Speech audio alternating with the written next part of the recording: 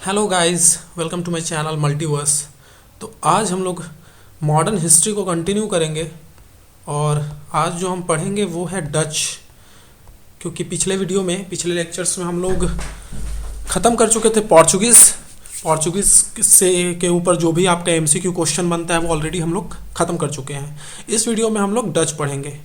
Video का start करने से पहले मैं बस एक चीज़ बोलना चाहूँगा, जिन्होंने अभी तक मेरा चैनल सब्सक्राइब नहीं किया है वो इस चैनल को सब्सक्राइब कर दें।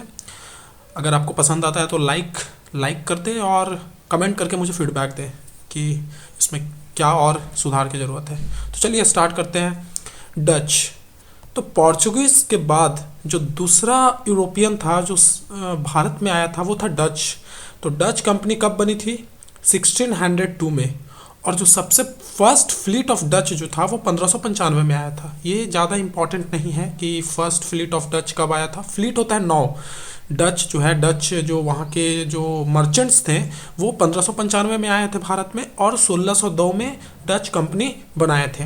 इनका जो पहला फैक्ट्री था वो मसूलीपट्टनम में था। देखिए ये इम्पॉर्टेंट है कि पूछेगा कि जो डच का पहला फैक्ट्री था वो कहाँ पे था, तो मसूलीपट्टनम में था। जो दूसरा फैक्ट्री है वो आप देख सकते हैं पुलिकट में है। ठीक है, मसूलीपट्टनम कहाँ है कोई बताएगा? आंध्र प्रदेश में। ठीक है, और पुलिकट सेकंड जो फैक्ट्री था वो पुलिकट में था। और पुलिकट कहाँ है? पुलिकट आप बताइए कहाँ है? आप पुलिकट लेक के बारे में भी जानते होंगे, कोई बताएगा?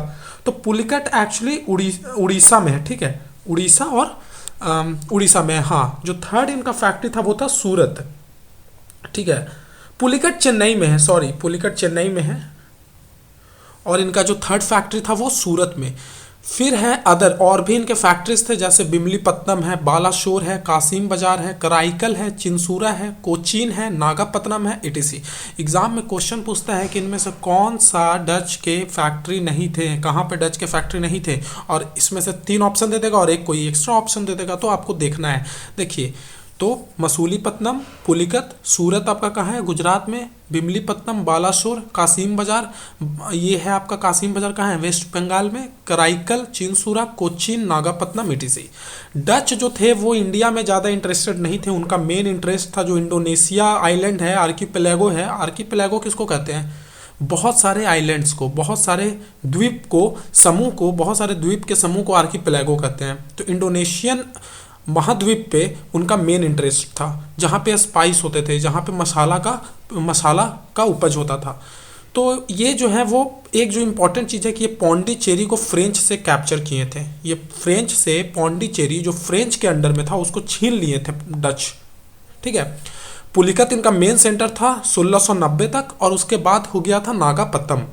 इनका एक जो सबसे इंपॉर्टेंट है वो है battle of Hooghly, battle of Bidara. ठीक है, बैटल ऑफ हुगली पूछेगा। बैटल ऑफ हुगली किसके बीच हुआ था? और बैटल ऑफ हुगली को ही बिदारा कहते हैं, बैटल ऑफ बिदारा। ये 1759 में हुआ था और इसमें Dutch versus east India company के बीच में हुई थी और डच इसमें हार गया था, ये ब्रिटिश इसमें जीत गया था। तो देखिए, बैटल ऑफ स्वाली जो पोर्चुगीज और ब्रिटिश के बीच हुआ था, ईस्ट इंडिया कंपनी उसमें जीती थी अंडर कैप्टन बेस्ट, हम लोग ऑलरेडी डिस्कस कर चुके हैं। इसमें हम देख रहे हैं बैटल ऑफ हुगली जिसमें डच को इंग्लिश ईस्ट इंडिया कंपनी हराता है। तो आप देख रहे हैं कैसे ईस्ट इंडिया कंपनी पोर्चुगीज को हराया, फिर अब डच को हराया और अब वो खुद एक लौता ऐसा बचेगा जो पूरा इंडिया पे कंट्रोल करने की कोशिश करेगा और उसको फैलाएगा। और ये हम देखेंगे अपने नेक्स्ट लेक्चर में, देखेंगे सारा चीज़। तो अब हमारा आज जो है इंग्लिश ईस्ट इंडिया कंपनी। तो जो सबसे पहला ब्रिटिशर्स इंडिया में आया था वो था जॉन मिल्डन हॉल, जो 1599 में आया था। ईस्ट इंडिया कंपनी भारत में, जो ईस्ट इंडिया कंपनी पहले जो बना था उसका नाम क्या था? तो बहुत सारे मर्चेंट्स मिलकर जिनको बोलते हैं मर्चेंट एडवेंचर्स, वो ईस्ट इंडिया कंपनी को 1600 में बनाए थे भारत में। क्वीन एलिजाबेथ वन उस टाइम की क्वीन थी ब्रिटिश की, जो 15 साल का एक चार्टर होता है कि हाँ आप ट्रेड करो, ये लॉ कर दिया गया ईस्ट इंडिया कंपनी को। तो और ये मोनोपोली उनको दे दिया गया। मोनोपोली मतलब होता है कि जैसे ब्रिटिश में सिर्फ ईस्ट इंडिया कंपनी को ही ये राइट्स दिया गया था कि आप जाइए और इंडिया में जाकर आप ट्रेड कीजिए, और किसी भी कंपनी को नहीं दिया गया था। तो ये अकेला वहाँ का कंपनी था जो भारत आया था और भारत में ट्रेड कर रहा था, ईस्ट में पूरब में आके ट्रेड कर रहा था। और देखिए क्वेश्चन पूछेगा कि देखिए क्वीन एलिजाबेथ वन इन लोग को 15 साल के लिए ये पावर दी थी, राइट्स दी थी, लेकिन जेम्स वन जो है ब्रिटिश का राजा, वो इन लोग इसका ये चार्टर को इंडिफिनिट पीरियड के लिए एक्सटेंड कर दिया था, मतलब कि अब हमेशा के लिए आपको ये राइट्स दे दिया गया है मोनोपोली का। उसके बाद कैप्टन हॉकिंस जो पूछेगा कि ये कब आए थे और किसके टाइम में, उस टाइम मुगल किंग कौन था, तो कैप्टन हॉकिंस जहांगीर जब यहाँ का राजा था उस टाइम उसके कोर्ट में आए थे 1609 में, और फैक्ट्री एस्टेब्लिश करने के लिए उनसे डिमांड किए थे, सूरत में फैक्ट्री एस्टेब्लिश करने के लिए डिमांड किए थे। लेकिन क्या हुआ कि जहांगीर उस टाइम देखिए 1609 में पोर्चुगीज बहुत ही पावरफुल था, तो जहांगीर डिक्लाइन कर देता है परमिशन देने से, फैक्ट्री बनाने के लिए जो परमिशन होता है वो देने से डिक्लाइन कर देता है। उसी के बाद बैटल ऑफ स्वाली होता है ब्रिटिश ईस्ट इंडिया कंपनी और पोर्चुगीज के बीच में, और इसमें पोर्चुगीज को हरा देता है। तो जब पोर्चुगीज को हराता है तो जहांगीर को लगता है, मुगल को लगता है कि नहीं, ईस्ट इंडिया कंपनी ज़्यादा पावरफुल है पोर्चुगीज से और हम लोग इसको दे सकते हैं, तब जाकर ब्रिटिश को परमिशन देता है कि हाँ चलिए अब जाके आप सूरत में फैक्ट्रीज बना सकते हैं। देखिए होता क्या ना, अगर वो पहले दे देता, तो पहले अगर दे देता ईस्ट इंडिया कंपनी को, तो पोर्चुगीज आते और मुगल के ऊपर भी अटैक कर देते और उसको भी अटैक करते, तो ये डर था कि कहीं वो अटैक ना कर दे।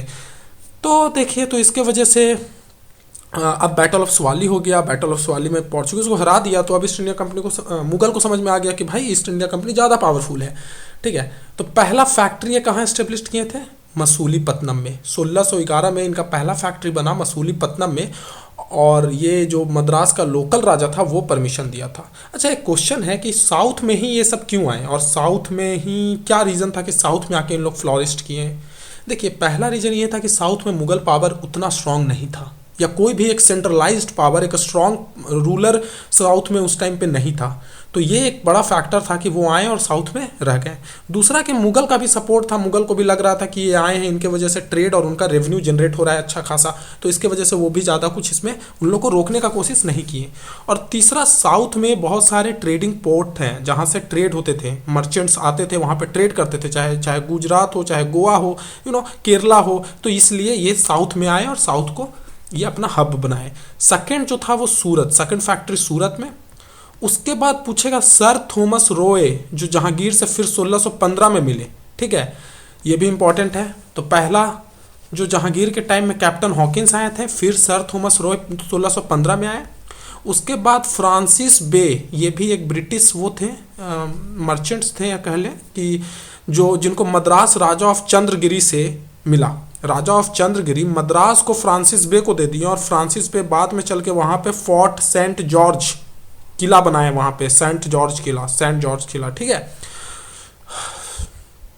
फिर है आपका कि क्या हुआ कि देखिए, Job Charnock established factory at Sutanuti where British got zamindari rights of 3 village Sutanuti, Kalikata, Govindpur, और यहाँ फिर कलकत्ता इमर्ज हुआ। बाद में फोर्ट सेंट विलियम वहाँ का हेड क्वार्टर बन गया। तो देखिए, इनका 3 फोर्ट था ब्रिटिश का भारत में, एक था सेंट विलियम जो कलकत्ता में था, एक था सेंट जॉर्ज जो तमिलनाडु में था, और एक था सेंट डेविड तमिलनाडु में। और वेस्ट इंडिया में कोई भी फोर्ट नहीं था। देखिए, वेस्ट इंडिया में कोई भी फोर्ट नहीं है। ईस्ट में कलकत्ता था, तमिलनाडु में है, पर वेस्ट में कोई भी फोर्ट नहीं है। ठीक है, कोई यहाँ तक अगर आप लोग को कोई भी दिक्कत है तो आप मुझसे पूछ सकते हैं, कमेंट में आप कर सकते हैं। ठीक है, फिर जो है इसमें हम देख रहे हैं, इसमें एक्सपेंशन, एक मिनट। तो देखिए, आगे बढ़ने से पहले ना एक बेसिक चीज़ मैं आपको बताना चाहता हूँ कि ये जो है ना जॉब चॉर्नॉक और सुत्तानट्टी, ये बहुत इंपॉर्टेंट है कि इसको ना 3 गांव का इसको जमींदारी राइट्स मिला कि हाँ आप यहाँ से टैक्स कलेक्ट कर सकते हैं। और वो गांव था सुत्तानट्टी, कालीकट्टा, गोविंदपुर, जो बाद में चल के यही कलकत्ता बना। और वहाँ पे फिर जैसे जब कलकत्ता बना तो कलकत्ता पे तो ये जो ब्रिटिश थे वो कंट्रोल किए हुए थे, और वहीं पर वो अपना head quarter Saint William Fort बनाकर अपना हेड क्वार्टर बनाए। तो आज के लिए इतना, क्योंकि मैं नहीं चाहता हूं कि 10 मिनट से ज़्यादा कोई भी मेरा वीडियो रहे और आपको इजी भी हो और इजी में आप अंडरस्टैंड कर सके।